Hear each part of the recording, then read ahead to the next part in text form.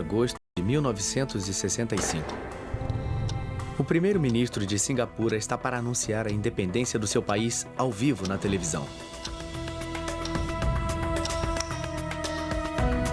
Devia ser um momento de grande comemoração.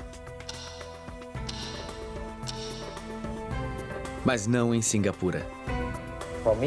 Para mim, é um momento de angústia, porque toda a minha vida... Por que a independência foi vista como desastrosa?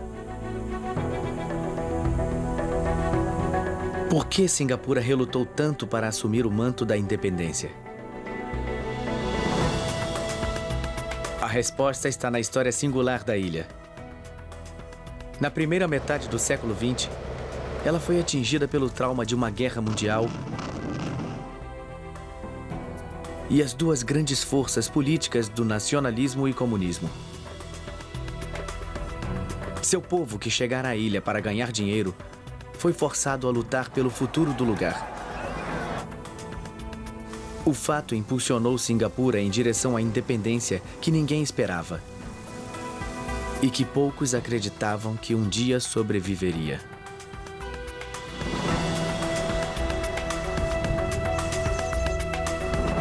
"200 anos de Singapura. Nação por acaso.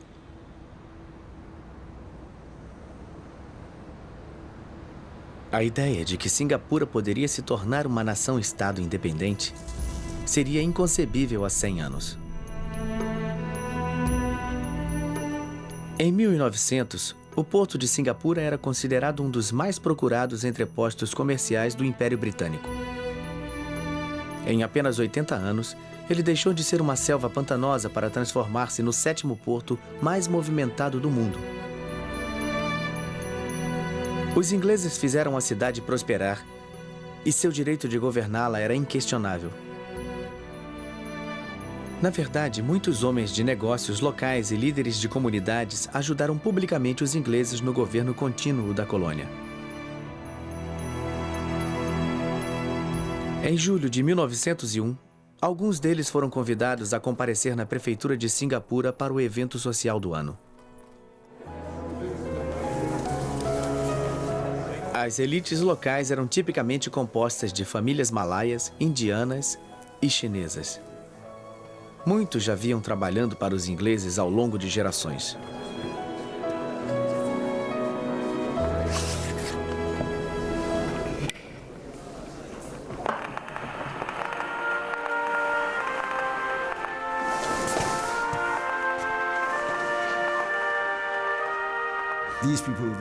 Todos estavam satisfeitos em servir os ingleses, pois não esperavam assumir postos ou virar líderes. Não eram nacionalistas. O relacionamento era conveniente.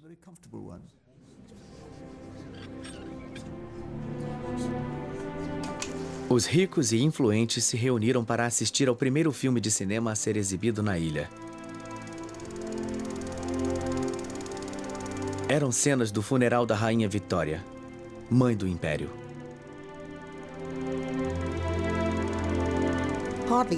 Quase ninguém era capaz de se lembrar de um momento em que Vitória não estivesse no trono da Inglaterra. Então, aquilo realmente simbolizava o final da época e, em especial, mostrava a virada de um novo século também.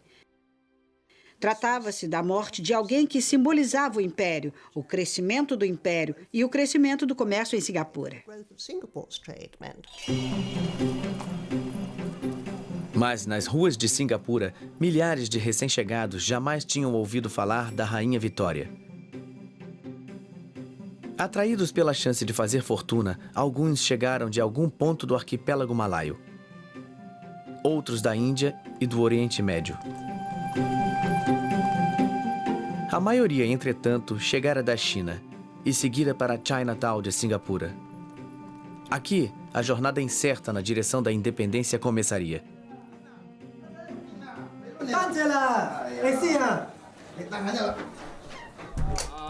Muitos chegaram aqui fugindo da fome e da guerra civil no continente chinês. Eles conseguiram trabalho como operários, mascates e puxadores de carroça. Entre homens como esses, As primeiras fagulhas de nacionalismo estimulariam a vida em Singapura. Mas poucos tinham planos de abandonar suas raízes, até então. Chinatown, no início do século XX, ficou completamente tomada por imigrantes chineses. Eles não eram devotados a Singapura. Singapura era um local de trabalho. Eles eram devotados à sua terra natal ou povoados da China. Apesar disso, em 1900, o número de chineses cresceu enormemente, o que vem acontecendo até hoje.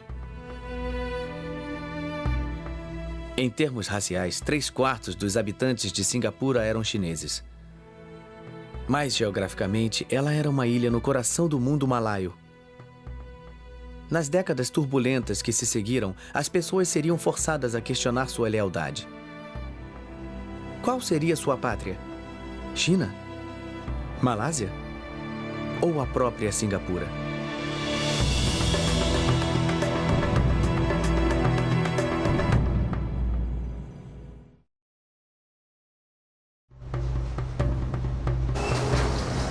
As riquezas de Singapura como uma cidade portuária sempre dependeram da sua receptividade a mercadorias e pessoas de todo o mundo. Mas com o comércio, surgiu uma mercadoria invisível: ideias. Ideologias políticas importadas de outros locais circulavam no ambiente cultural de uma cidade portuária. E no início do século XX, a grande ideia que tomava conta do mundo, incluindo Singapura, era o nacionalismo. As sementes da própria independência de Singapura originaram-se em uma luta que se travou longe dali, ao norte. Em 1911, uma revolta nacionalista desprezou o passado imperial da China. E ela se tornou uma república moderna com o líder revolucionário Sun Yat-sen. Sun Yat-sen foi um dos primeiros a articular a ideia de que a China deveria se tornar uma grande potência, como a Inglaterra, França, Estados Unidos, Alemanha, entre outras. E o instrumento para consegui-lo seria o nacionalismo. Quando a notícia da vitória nacionalista chegou a Singapura, o impacto foi maior nas classes mais pobres. Seus rabos de cavalo tinham sido o símbolo de subserviência aos imperadores chineses. Alguns preferiram mandar cortá-los.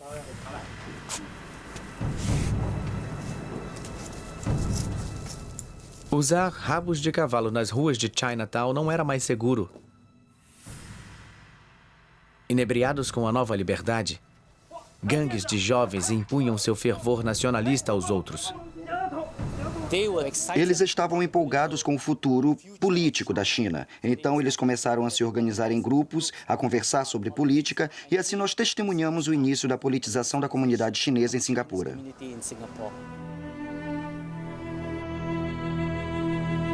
Mas esse despertar político ainda precisava ser aprovado pela elite chinesa em Singapura. Conhecidos como Straits Chinese, eles já moravam na região por várias gerações.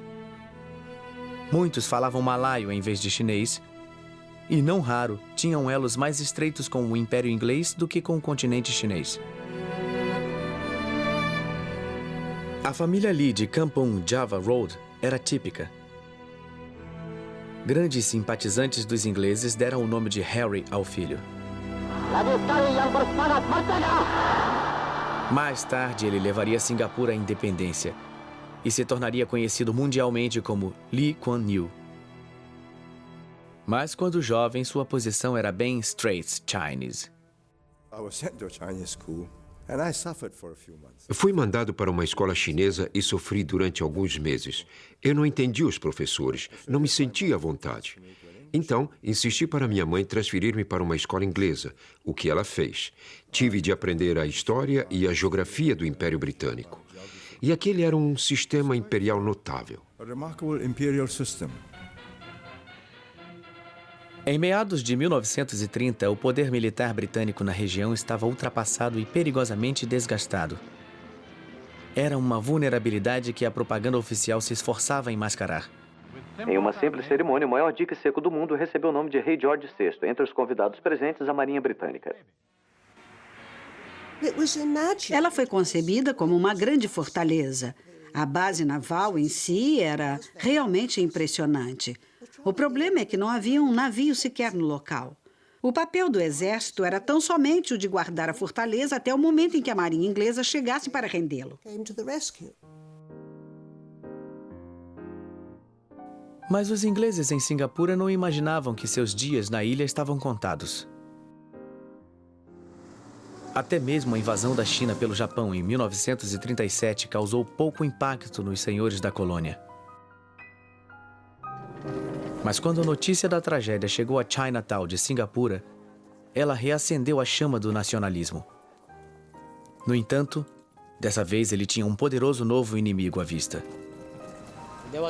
Houve uma reação muito inflamada da população chinesa em Singapura. Eles se organizaram para levantar verbas para financiar a luta contra o Japão e ficavam cantando canções de protestos. Mas o mais importante é que eles tentaram atingir o Japão no ponto fraco, boicotando as mercadorias japonesas baratas que chegavam a Singapura naquela época.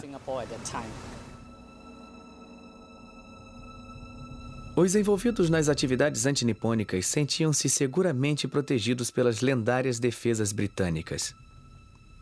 Eles estavam certos de que o Japão jamais ousaria responder aos ataques. Entretanto, em dezembro de 1941, os japoneses atacaram Pearl Harbor. Poucas horas depois, seu alvo seria Singapura.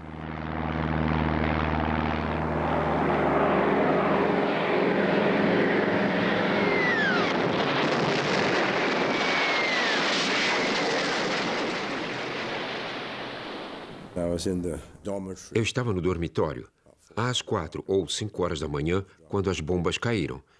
E a guerra começou.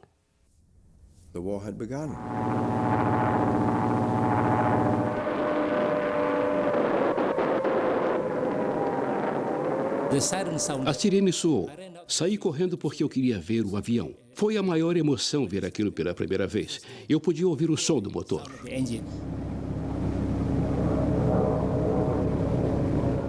Na mesma manhã, a 800 quilômetros do norte, as tropas japonesas chegaram à Malásia. Ao longo do seu percurso pela península, linhas após linhas de defesas aliadas foram sendo derrotadas. Com a chegada iminente dos japoneses a Singapura, o governador da ilha tomou uma decisão de grande importância simbólica. Foram distribuídas armas às comunidades malaia, chinesa e indiana. Os homens que semanas antes trabalhavam como mascates e puxadores de carroça ficaram lado a lado com os ingleses. Estavam preparados para morrer em defesa de uma ilha que até então poucos deles consideravam sua pátria.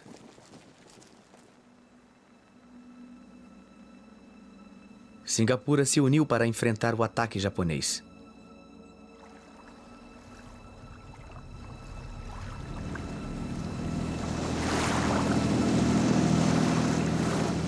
Em fevereiro de 1942, eles cruzaram os pequenos estreitos da Malásia.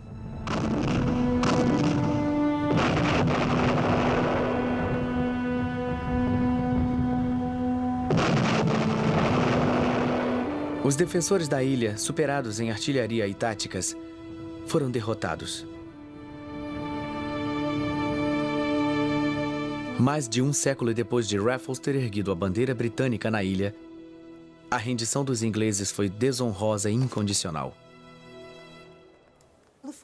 A queda de Singapura foi de uma enorme importância simbólica para os ingleses e para todo mundo. Aquele foi o tipo de evento totalmente inesperado. Foi um tremendo choque psicológico. Imediatamente, os japoneses fizeram dos antigos senhores da ilha um exemplo público. Os prisioneiros de guerra saíam da prefeitura e eram obrigados a caminhar até o presídio de Changi.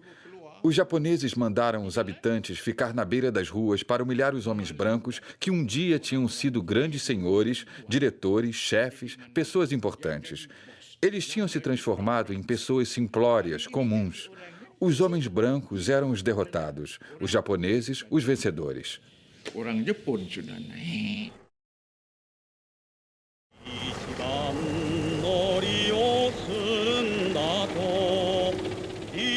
Quando os novos senhores da ilha se deram conta da situação, proclamaram uma fraternidade asiática. Eles queriam que malaios e indianos de Singapura se tornassem adeptos fiéis do Império Japonês. Mas para aqueles que ousassem condenar a invasão japonesa da China, eles tinham outro plano em mente. Os chineses de Singapura sofreram uma triagem para uma punição tão brutal que mudaria o curso da história da ilha. Homens chineses de todas as classes sociais eram levados para centros de triagem em toda a ilha. Uma forma de massacre, o Sokching, estava por começar. Um dos escolhidos foi Harry Lee, de 19 anos. Eles nos deixavam sair, fila após fila, e entre nós estavam, eu acho, seus informantes. Esses eram tirados da fila. Eles me mandaram sair do grupo e me unir a um outro no qual os mais jovens foram reunidos. Eu fiquei constrangido e pensei, eu estou perdido. Porque eu era um jovem magro e alto. Deviam estar pensando que eu era um soldado, mas eu não era. Então perguntei, será que eu posso pegar minhas coisas? Eles disseram, pode ir. Então, eu saí correndo e me escondi.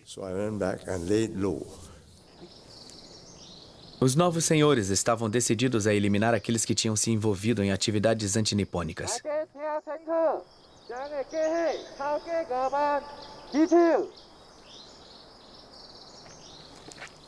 Os identificados eram levados para locais isolados em toda a ilha.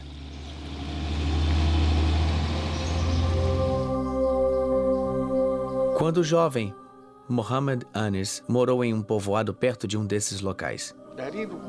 Dos fundos da minha casa, eu podia ouvir o barulho dos caminhões e pensava, será que ainda vai haver mais luta?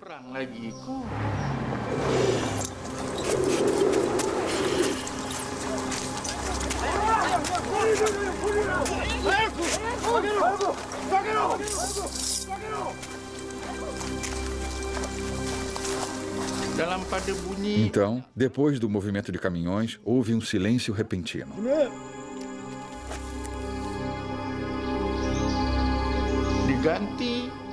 O silêncio foi seguido pelo barulho de tiros.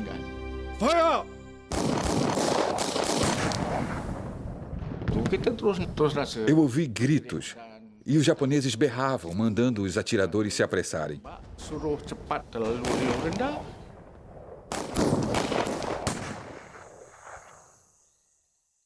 Ouvi muito barulho num curto espaço de tempo.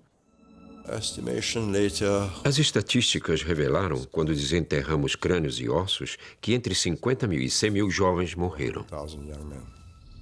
Alguns dos sobreviventes ao massacre uniram-se a grupos de guerrilheiros para combater os japoneses na selva. Outros suportaram os 3 anos e meio da ocupação japonesa em Singapura. A primeira pergunta era, como nos livrar desses japoneses que eram insuportáveis, intolerantes, cruéis e brutais? Mas foi uma verdadeira lição de vida sobre o que poderia significar para a economia de um país e a vida do seu povo. Se você controlar um país pela força e a vida do povo depende de você, você pode cobrar obediência e até mudar a opinião deles. Pelo menos em público, pode cobrar obediência.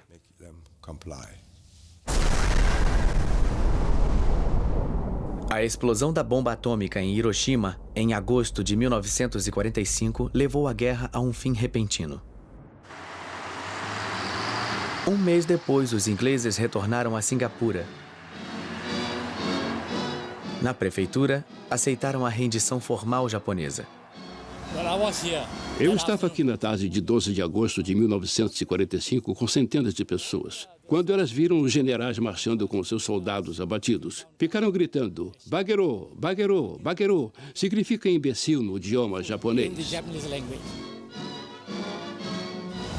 Todo mundo se juntou e a multidão gritou, Bagero, Bagero, várias vezes, até entrarem no salão. Dos japoneses que cometeram crimes de guerra, poucos foram executados. A maioria simplesmente foi deportada pelos ingleses. Isso enfureceu a comunidade chinesa. Eles acharam que o derramamento de sangue dos chineses no solo de Singapura lhes tinha dado um direito moral à ilha que não existia antes da guerra. Foram as consequências catastróficas da guerra que mudaram a nossa atitude e fizeram minha geração decidir.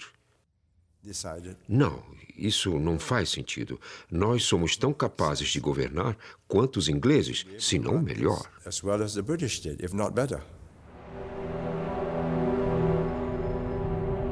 Enfraquecidos e empobrecidos pela guerra, os ingleses perderam o gosto pelo império. Por trás da fachada sóbria do prédio colonial, um plano radical para a região estava sendo traçado. Durante mais de um século, a administração inglesa de Singapura esteve intimamente ligada à da Malásia. Mas agora, seus futuros divergiram. Ao mesmo tempo em que o parlamento decidiu que a Malásia devia preparar-se para a independência, Singapura deveria permanecer uma colônia real, pelo menos no futuro próximo. A questão das relações da ilha com a Malásia ganharia importância nas décadas seguintes.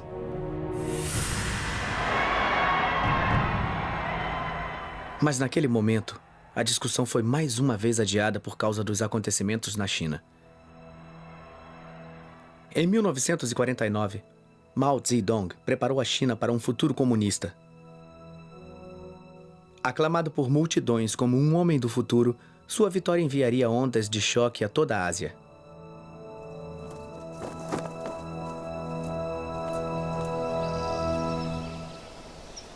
No início dos anos 50, o comunismo estava a poucos passos de Singapura. Nas selvas da Malásia, guerrilheiros chineses que haviam combatido os japoneses na guerra voltaram sua atenção para os ingleses. Uma guerra de pequena dimensão e alto custo irrompeu. Não demorou muito para que a agitação comunista se espalhasse pela própria Singapura. Chamas consomem a grande fábrica de borracha Ike Ho em Singapura, um alvo de sabotagem de acordo com planos recentemente capturados do Partido Comunista da Malásia. Um choque ideológico entre o comunismo e o capitalismo deflagrou a queda de Singapura na década seguinte.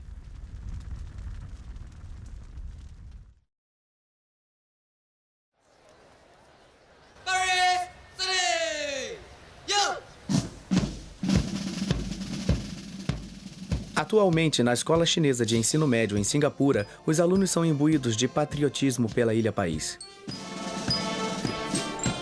Mas sob o domínio dos ingleses nos anos 50, o sistema de educação chinês era completamente isolado daquele ditado pelos senhores da ilha. Das turmas da escola chinesa sairiam jovens idealistas imbuídos de ensinamentos comunistas do presidente Mao. Dois, em particular, se destacaram. Na minha turma, havia um garoto chamado Lin Xin-Xiong.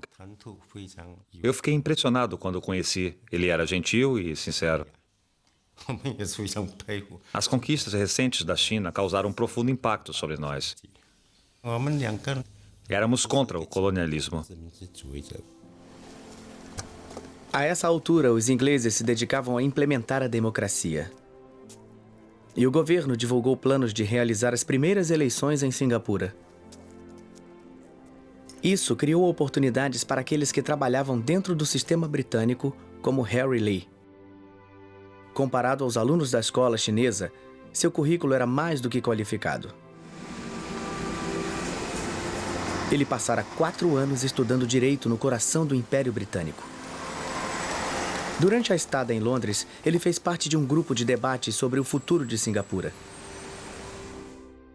Recém-formado em direito, ele voltou para o país com um crescente interesse pela política. Quando ele voltou, reunimos um grupo de pessoas que estiveram conosco em Londres. E eu disse, bem, vamos criar um partido. Como criar um partido? E como conseguir adeptos? Para vencer uma eleição em Singapura hoje, como no passado, conquistar o apoio da maioria dos habitantes da ilha, as comunidades de nativos chineses, é essencial. E para isso é preciso abordar assuntos básicos, como salários, casa própria e empregos. Nos anos 50, a atenção do povo não se voltava para os bacharéis das universidades britânicas, mas para os sindicatos que faziam campanha para proteger seus interesses. Dois dos líderes sindicais mais poderosos eram Lin Xin-xiong e seu amigo de escola, Fong Swee-suan. Éramos disciplinados e dispostos a fazer sacrifícios. A vantagem da educação chinesa é que ela nos despertou muitos ideais e o desejo de mudar a sociedade. Para qualquer aspirante a uma carreira política, o apoio de líderes sindicais era essencial. Harry Lee já tinha praticado um gesto simbólico marcante ao adotar um nome chinês em público. Passou a chamar-se Lee Kuan Yew. Ele começou a se reunir com Fong, Lin e outros líderes de sindicatos.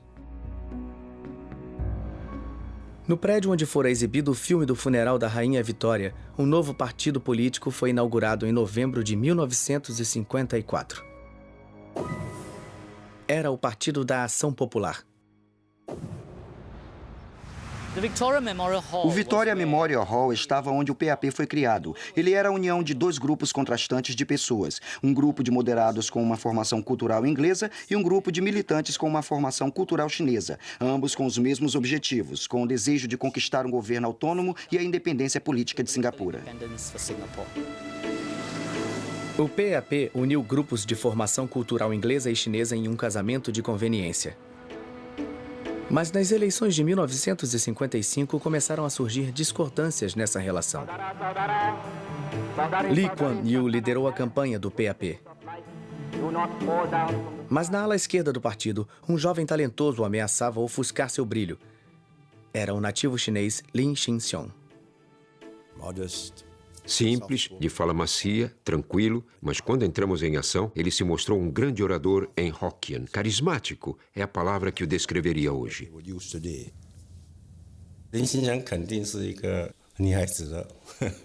Lin Xin-xiong era ídolo das mulheres. Queriam tirar fotos para guardá-las de lembrança. Estava muito claro que eu não atraía multidões, nem meus colegas de escola ingleses, mas ele atraía. Embora Lin e Lee tenham sido eleitos, a vitória da eleição foi da Frente de Trabalho, liderada pelo entusiasta anticolonialista David Marshall.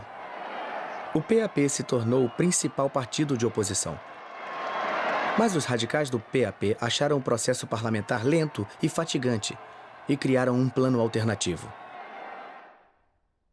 Fong Swee-suan foi o líder de um sindicato de motoristas de ônibus.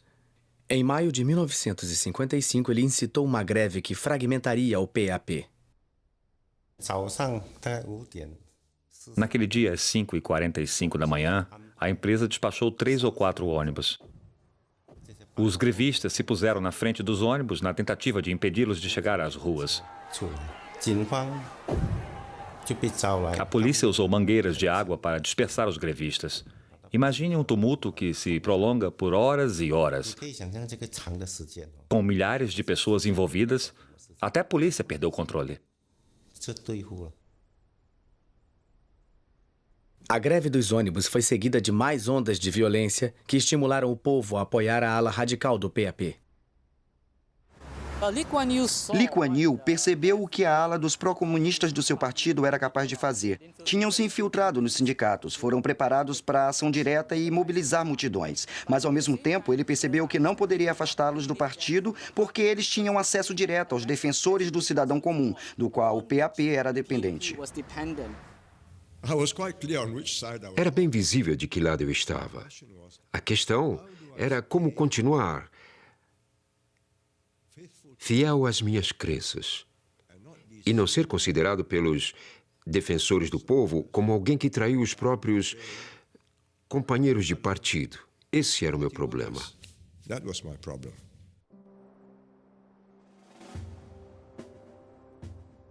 Para os moderados, a esperança estava nos ingleses, que ainda mantinham o controle da segurança interna de Singapura. Ameaçados pela ação direta dos radicais da esquerda, eles declararam o comunismo ilegal. Entre vários suspeitos estava o líder radical Lin Shin-seong. Durante uma rara entrevista no quartel-general do sindicato, ele negou as acusações. Eu estou cheio de responder a essa pergunta. Não é a primeira vez que me perguntam a mesma coisa. Eu não vou passar o resto da minha vida respondendo a isso. Eu afirmo categoricamente que não sou um comunista.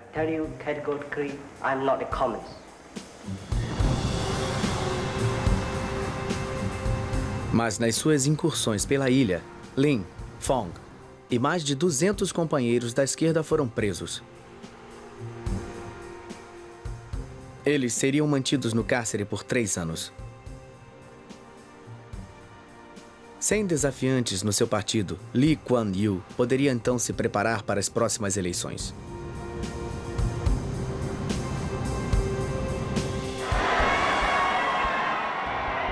Em junho de 1959, o PAP subiu ao poder apoiado por uma grande maioria.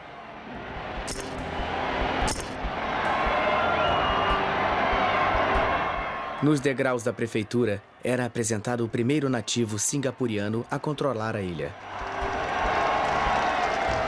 Saudara-saudara, saudari-saudari setanah air, merdeka! Lagi sekali yang bersemangat, merdeka! Mas desde o começo, o novo primeiro-ministro tinha limitado o espaço para operações. Não houve alegria na noite da eleição.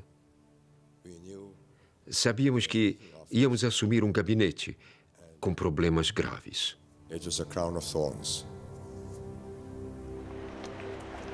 Lee Kuan Yew conseguiu ser eleito pelo povo, mas a um preço.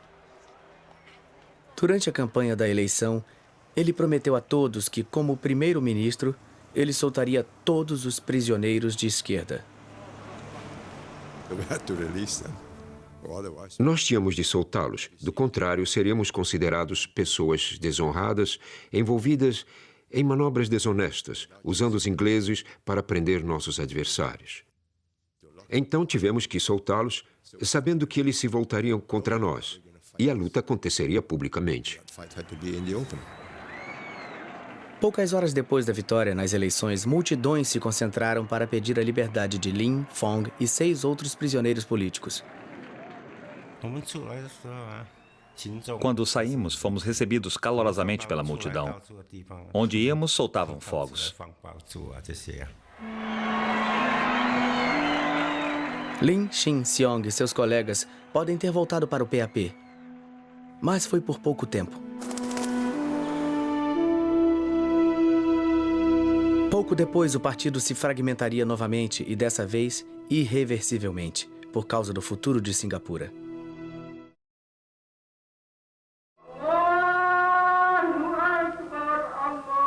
Os 170 anos de proteção britânica garantiram tranquilidade suficiente para que a Malásia fosse capaz de resolver suas próprias questões. Assim como fora prometido pelos ingleses depois da guerra, a Malásia conquistou independência total em 1957.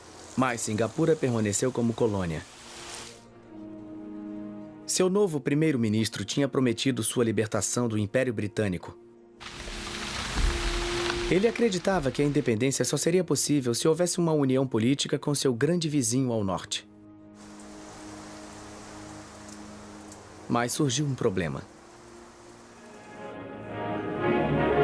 O líder da Malásia, o Tunku Abdul Rahman, não queria interferir na demografia já existente.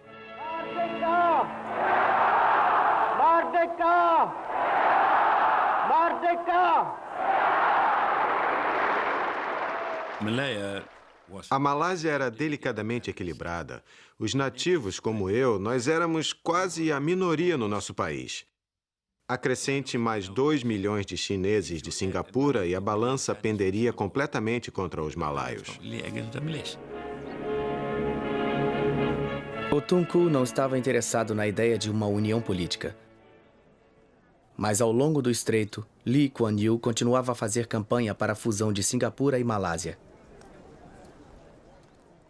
ele usou de charme em uma ofensiva para conseguir apoio para o seu plano. Os habitantes de muitas áreas rurais de Singapura estão tendo a chance de falar diretamente com o primeiro-ministro. O primeiro-ministro Lee Kuan Yew visitou grande parte da ilha conversando, debatendo e ouvindo. Fusão, estabilidade, segurança, desenvolvimento econômico. Se conquistarmos isso, teremos prosperidade e o bem-estar do povo. Para os radicais do seu partido, isso já era demais. Seus sonhos de transformar Singapura em uma fortaleza pró-comunista seriam destruídos pela fusão com a Malásia. Eles pensaram em uma solução drástica. Em julho de 1961, Lim Chin Siong liderou uma deserção em massa do PAP. Ao fundar o partido esquerdista Barisan Socialis, ele fez uma campanha ferrenha contra a fusão. Com a adesão do povo ao novo partido, o PAP enfrentou a falência total. Estamos muito confiantes com uma eleição geral. Vamos derrubar o movimento? De que forma, eu não sei, mas tenho certeza de que o governo será derrubado. Eu estou muito confiante, mal posso esperar por isso. Os radicais da esquerda tinham uma chance real de tirar Lee Kuan Yew do poder. Com a proximidade das eleições, 3 inesperados aliados se uniram temendo que Singapura se tornasse um território pró-comunista. Os soberanos coloniais ingleses, o primeiro-ministro anticolonialista chinês e o líder malaio desconfiado das intenções chinesas. O Tunku aceitou com relutância a fusão de Singapura e Malásia, mas somente quando negócios inacabados com os esquerdistas tivessem sido definidos. Em janeiro de 63, o Tunku decidiu que queria mandar prendê-los antes que ele assumisse.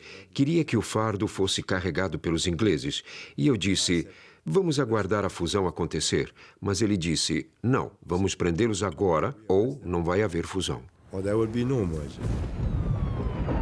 Um confronto decisivo com os pró-comunistas era iminente.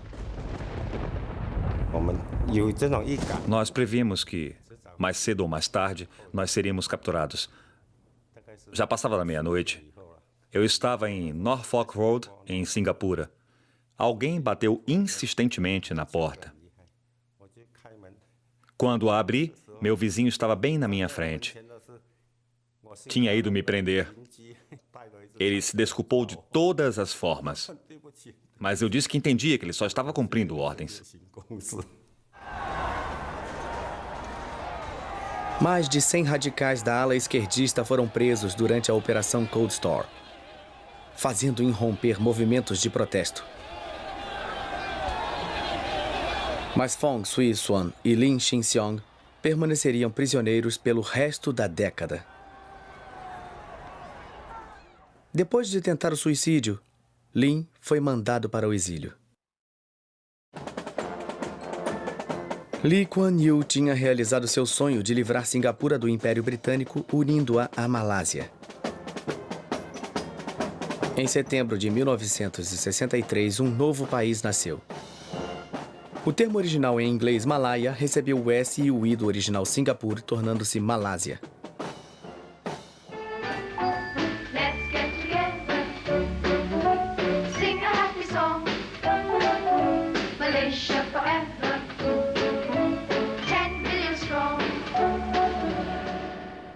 Depois de ser o número 1 em Singapura, ele passou a ser o número 2 na Malásia. O primeiro-ministro da Malásia, Tunku Abdul Rahman, declarou publicamente que $250 milhões será investido em Changi Road, Singapura. O Tunku tinha um método muito simples de relembrar a todos quem era o soberano, por fotografias, pelo protocolo, pela sólida falange dos malaios e os poucos chineses e indianos da periferia. Para o Tunku, a fusão com Singapura tinha criado um dilema. Os trabalhadores chineses da ilha tinham gerado a riqueza tão necessária ao país, mas também ameaçavam superar o poder político malaio. Assim, ele assegurou que os direitos dos cidadãos malaios fossem protegidos na Constituição da Malásia. Não fizemos nenhuma exigência de Singapura. Dissemos, olha, vocês fazem parte da Malásia. Se comportem como tal, como todos os outros estados. Singapura era um dos 14 estados da fusão. Mas ela se comportava como a prima-dona de todos, como se fosse uma nação dentro de outra nação. Membros das lideranças multirraciais do PAP se opuseram à ideia dos direitos especiais para os malaios. Eles exigiram que todos os malaios fossem tratados igualmente, independente da raça. O representante mais forte do multirracialismo do PAP era Othman Wok. Um malaio que tinha frequentado a escola como Lee Kuan Yew era agora o ministro do seu gabinete. Em julho de 1964, ele participou de uma procissão religiosa. Eu estava liderando um contingente de membros muçulmanos do PAP, cerca de 70 pessoas. Eu vi jovens malaios atacando observadores chineses na beira das ruas. Ao contrário de promover uma integração, a união política resultou nas piores manifestações raciais na história de Singapura.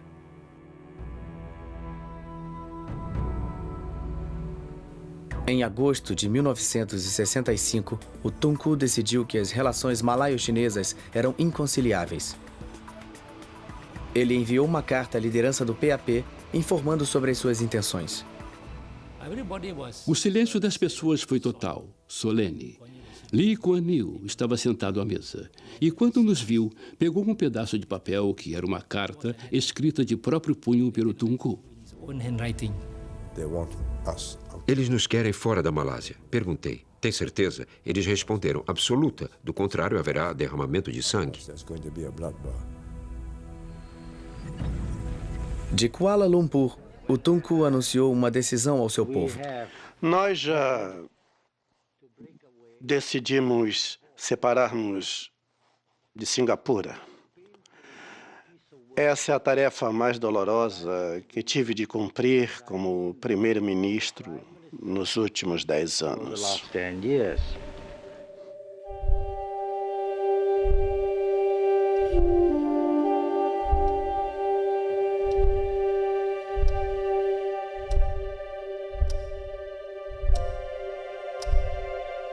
A trajetória de Singapura ao longo do século XX foi traumática.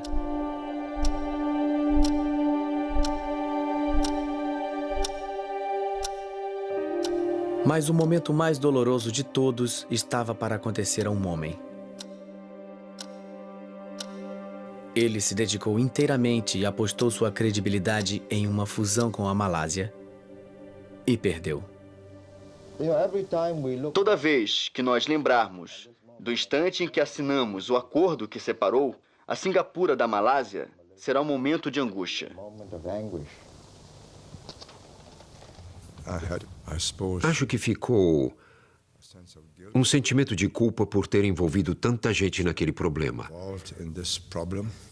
E eu tive de enfrentá-los. Toda a minha vida.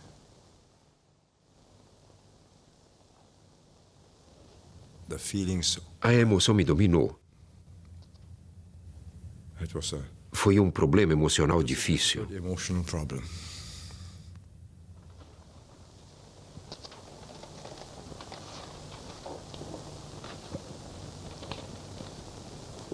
Podemos parar alguns instantes?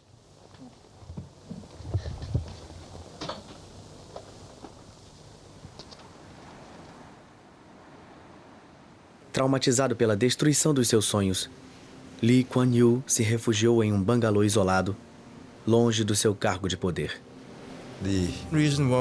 A razão era realmente me isolar em uma atmosfera diferente.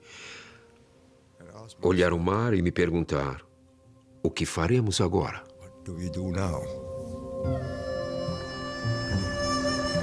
A jornada de Singapura na conquista da independência chegara ao fim. Mas como ela se manteria nas turbulentas décadas seguintes? Versão brasileira Audiocorp.